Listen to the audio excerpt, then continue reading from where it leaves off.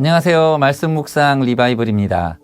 오늘 우리가 함께 묵상할 하나님의 말씀은 창세기 15장 1절에서 6절까지의 말씀입니다. 이후에 여호와의 말씀이 환상 중에 아브라함에게 임하여 이르시되 아브라함아 두려워하지 말라. 나는 내 방패요 너의 지극히 큰 상급이니라. 아브라함이 이르되 주 여호와여 무엇을 내게 주시려 하나이까? 나는 자식이 없사오니 나의 상속자는 이 다메섹 사람 엘리에셀이니이다. 아브라함이 또 이르되 주께서 내게 씨를 주지 아니하셨으니 내 집에서 길린 자가 내 상속자가 될 것이니이다. 여호와의 말씀이 그에게 임하여 이르시되 그 사람이 내 상속자가 아니라 내 몸에서 날 자가 네 상속자가 되리라 하시고 그를 이끌고 밖으로 나가 이르시되 하늘을 우러러 무뼈를 셀 수 있나 보라. 또 그에게 이르시되 내 자손이 이와 같으리라. 아브라함이 여호와를 믿으니 여호와께서 이를 그의 공의로 여기시고. 아멘. 여러분 혹시 열심히 달려왔는데 문득 멈춰섰을 때 밀려오는 그 허무함이나 알 수 없는 불안감을 느껴보신 적이 있으신가요? 오늘 본문의 아브라함이 딱 그런 상태였습니다. 그는 방금 큰 전쟁을 치렀습니다. 조카 롯을 구하기 위해 목숨 걸고 싸웠고 기적적인 승리를 거뒀습니다.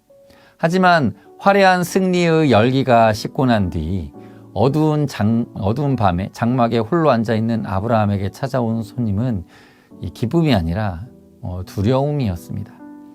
보복을 당하지는 않을까 하는 안전에 대한 염려, 그리고 무엇보다 자신의 뒤를 이을 자가 없다는 현실적인 결핍이 그의 마음을 짓눌렀던 것입니다. 그때 하나님이 찾아오셔서 아브라함아 두려워하지 말라. 나는 네 방패요 너의 지극히 큰 상급이니라 라고 말씀하십니다. 그런데 아브라함의 반응이 조금 의외입니다. 평소 같았으면 아멘 하며 엎드려 감사를 드렸을 텐데 오늘은 살짝 퉁명스럽습니다. 하나님 제게 무엇을 주시렵니까? 자식도 없는데 상급이 무슨 소용입니까? 그냥 제 종 엘리에셀이 나의 상속자로 되게 만들겠습니다. 이것이 단순한 불평이 아니라 눈에 보이는 그 현실이 답답하다 보니 또 하나님의 약속조차 믿어지지 않는 지극히 인간적인 탄식인 것입니다. 그래서 자신의 좁은 장막 안에 갇혀서 천장만 바라보며 한숨 짓고 있었던 것입니다. 이때 하나님은 아브라함에게 논리적으로 설명하시거나 꾸짖으시지 않으셨습니다. 대신 아주 특별한 행동을 하나 하십니다. 본문 5절을 보면 이렇게 되어 있죠. 그를 이끌고 밖으로 나가셨다고 기록합니다. 그리고 말씀하십니다. 하늘을 우러러 무뼈를 셀 수 있나 보라. 하나님은 아브라함의 시선을 바꾸길 원하셨습니다. 아브라함은 캄캄한 장막 안에서 자신의 늙은 몸과 또 아이 없는 현실이라는 문제만 내려다보고 있었습니다. 하지만 하나님은 그를 광활한 밖으로 데리고 나가셔서 고개를 들어 하늘의 별을 보게 하셨습니다. 칠흑 같은 어둠 속에서 보석처럼 빛나는 수만 개의 별들, 인간의 이성으로는 도저히 셀 수 없는 그 광대함을 보여주신 것입니다. 그리고 말씀하십니다. 네 자손이 이와 같으리라. 당장 상황은 바뀐 것이 아무것도 없습니다. 갑자기 아들이 생긴 것도 아니고 몸이 젊어진 것도 아닙니다. 하지만 아브라함의 시선이 이 땅의 문제에서 하늘의 약속으로 옮겨지는 이 순간 그의 마음에 믿음이 생겼던 것입니다. 성경은 이것을 여호와를 믿으니라 라며 믿음으로 명시하였고 또 하나님은 그 믿음을 의로움으로 여겨주셨습니다. 우리의 삶에도 이런 전환이 필요합니다. 믿음으로 다시 바라보게 되는 시야의 전환이 필요합니다. 열왕기하 6장에 보면 엘리사의 사환에게 눈이 열리는 장면이 나옵니다. 아람 군대가 도단성을 겹겹이 포위했을 때 엘리사의 사환은 눈앞에 보이는 이 적들의 말과 병거를 보고 두려움에 떨면서 이렇게 말합니다. 네 주여 우리가 어찌하리까? 그때 엘리사는 하나님께 기도합니다. 무엇을 기도합니까? 승리케 하옵소서 하고 기도한 것이 아니라 옆에 있는 사환의 눈을 열어서 보게 하옵소서 하고 기도합니다. 그러자 사환의 눈이 열렸고 아람 군대보다도 더 크고 많은 이 불말과 불병거가 산에 가득하여 엘리사를 두르고 있는 것을 보게 됩니다. 여전히 현실은 그대로였겠지만 하나님의 일하심을 보는 눈이 열리자 두려움은 사라져 버린 것입니다. 우리는 종종 눈앞의 결과가 보이지 않을 때 실패했다고 생각합니다. 그러나 눈에 보이지 않는다고 해서 아무 일이 일어나지 않는 것은 아닙니다. 대나무 중에는 5년 동안 아무리 물을 주고 가꿔도 땅 위로 싹이 거의 자라지 않는 종류가 있다고 합니다.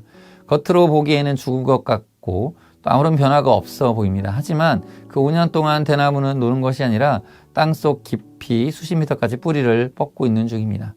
그러다가 때가 되면 하루에 수십 센티미터씩 무서운 속도로 자라나 울창한 숲을 이룹니다.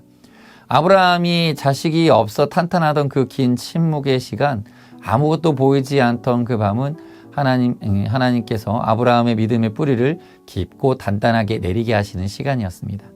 눈에 보이는 싹이 없다고 해서 성장이 멈춘 것이 아니었던 것입니다. 땅 밑에서는 그리고 하늘 위에서는 하나님이 부지런히 일하고 계셨습니다.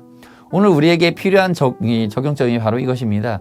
좁은 텐트 밖으로 나가는 것입니다. 내 문제, 내 결핍, 내 상황이라는 천장만 쳐다보고 있으면 우리는 100% 낙심할 수밖에 없습니다. 하나님은 오늘 아침 기도의 자리로 나온 우리의 손을 이끌고 밖으로 나가자고 하십니다. 그리고 말씀을 통해, 기도를 통해 하나님의 크신 계획이라는 별들을 보여주십니다. 지금 당장 내 손에 쥐어진 것이 없고 기도 응답이 더딘 것 같아 답답하십니까? 나의 시선을 내 문제에서 하나님의 약속으로 옮겨보시기 바랍니다. 현실을 부정하라는 것이 아니죠. 현실보다 더 크신 하나님을 인정하는 것입니다.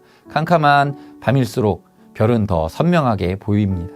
내 인생이 어둡다고 느껴질수록 하나님의 약속은 더 분명하게 빛나고 있음을 기억하시기 바랍니다. 오늘 하루 답답한 일이 생길 때마다 마음속으로 고개를 들어 하늘을 바라보시기 바랍니다. 그리고 나를 밖으로 불러내어 별을 보여주시는 하나님의 음성에 귀 기울이시기를 바랍니다. 그 믿음의 시선이 오늘 우리를 이 두려움에서 건져내서 하나님의 의로움과 평안으로 인도하여 줄 것입니다. 이 시간 함께 기도하겠습니다.